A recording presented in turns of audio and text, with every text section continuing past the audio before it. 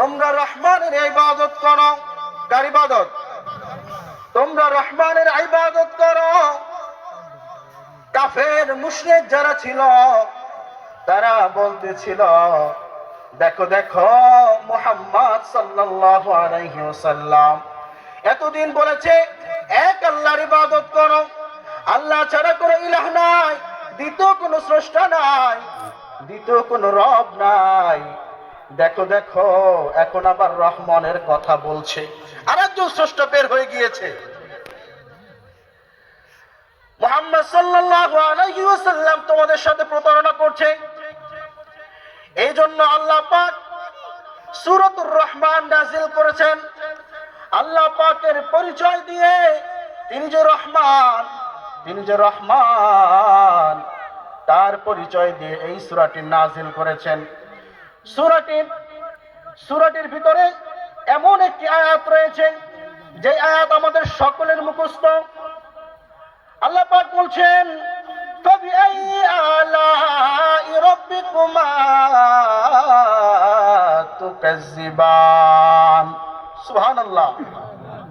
বান্দা, আমি তোমাকে যে নিয়ামত দিয়েছি, আমি তোমাদেরকে যত নিয়ামত দিয়েছি, ও বান্দা তুমি কোন নিয়ামতের অস্বীকার করবা?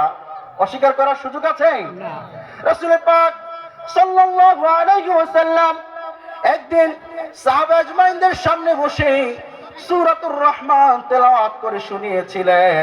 ফাবিআইয়ি আলাই রাব্বিকুমা তুকাজ্জিবান যখন বলেছিল, সাহাবা আজমাইনরা চুপ ছিল, কিন্তু রাসূল পাক সাল্লাল্লাহু আলাইহি ওয়াসাল্লাম তিনি বলতেছিলেন, ও সাহাবারা তোমরা মনোযোগ দিয়ে শোনো, এই সূরাটা আমি আরাফার ময়দানে জিনদেরকে শুনিয়েছিলাম। কাদেরকে?